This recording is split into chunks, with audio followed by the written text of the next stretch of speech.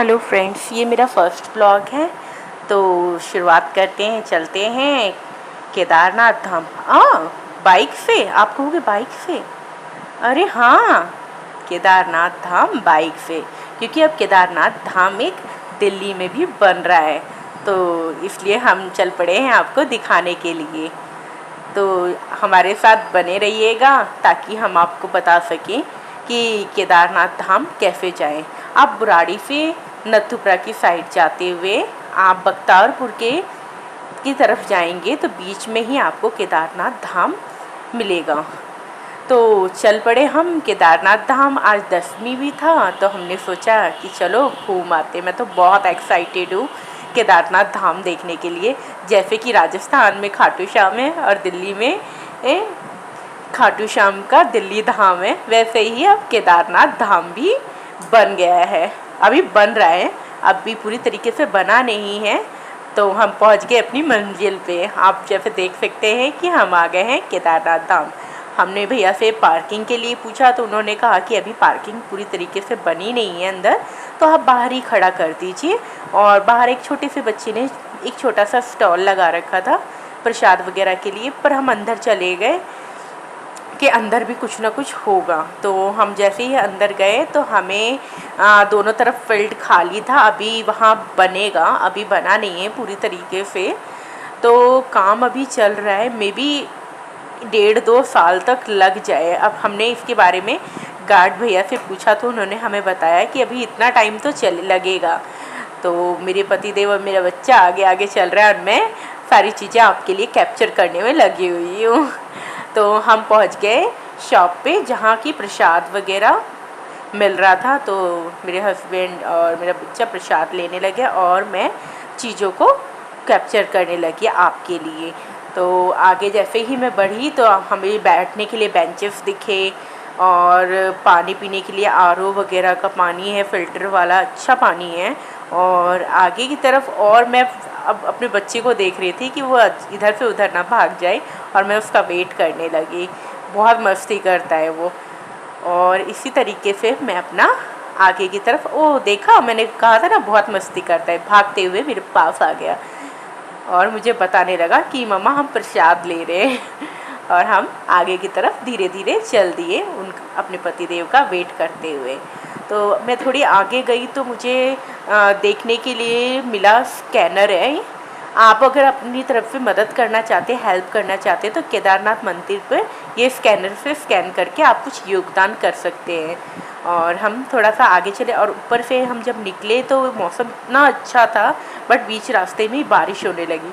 तो जूते चप्पल के लिए बाहर भी है, पर उन्होंने कहा कि बारिश की वजह से गीला गीला हो रहा है तो आप आगे ही उतार देना, आगे भी लोग उतार रहे हैं। तो हमने कहा ठीक है, तो हम भी आगे आ गए और हमने बाहर की साइड उतार दिया। और वहाँ पानी पानी बारिश की वजह से हो गया था। तो मेरे हस्बैंड जी परेशान हो गए, वो मुझे अपने फूलों की टोकरी पकड़ाने लगे कि पकड़ो, मैं अपनी पैंट ऊपर करूं, नहीं तो पानी पानी से पूरा भीग जाएगा। तो हम लोग फिर उसके बाद हम मंदिर की तरफ, मैं इतनी एक्साइटेड थी ना, मैं बता नहीं सकती कि मैं कब देख लूँ यही एक्साइटमेंट मेरी खाटू श्याम मंदिर के टाइम पे थी।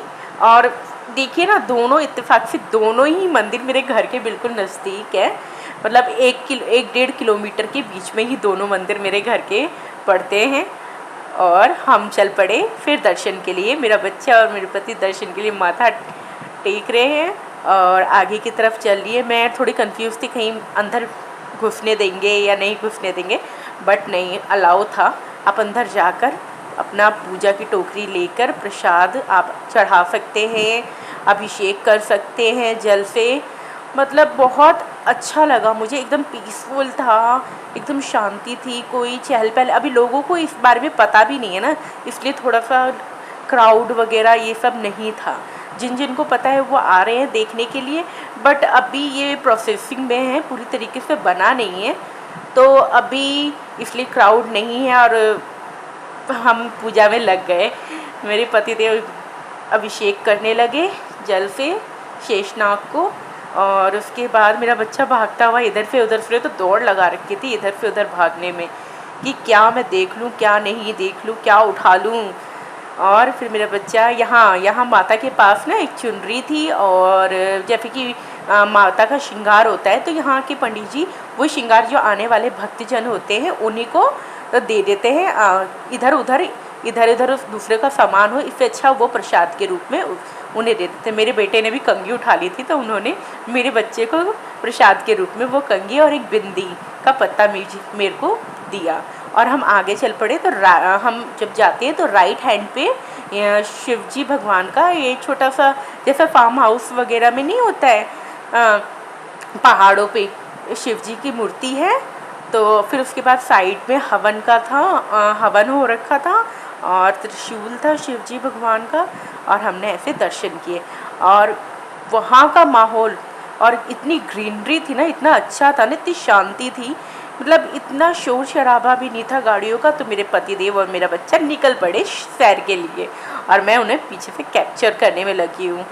और फिर उसके बाद हमारी सवारी चल पड़ी वापस घर की ओर, क्योंकि मौसम बहुत ख़राब हो रहा था, बारिश जैसा मौसम हो गया था। तो हमें डर था कि हमारे साथ बच्चा भी बीमार पड़ जाएगा। तो लास्ट टाइम हमने केदारनाथ को देखा, दर्शन किए, हाथ जोड़े और निकल पड़े अपनी मंजिल की तरफ। और धीरे धीरे मैं सारी ही चीज़ों को कैप्चर कर रही हूँ, क्योंकि सच्ची में इतना अच्छा था, ऐसा लग रहा था कि हम कहाँ पहुँच गए। इतनी हरियाली, गांव जैसा पूरा माहौल। अगर आपको भी गांव जैसा माहौल चाहिए तो प्लीज़ आप यहाँ आइए और केदारनाथ एक बार आके देखिए, ताकि लोगों को ज़्यादा से ज़्यादा पता चले। और मेरे हस्बैंड कह रहे पीछे से भी लो वीडियो, इसको कवर करो। मैंने कहा ठीक है मैं कर रही हूँ। और उसके बाद हमने यहाँ से अलविदा कहा और अपने घर की तरफ चल पड़े। आपको वीडियो कैसी लगी?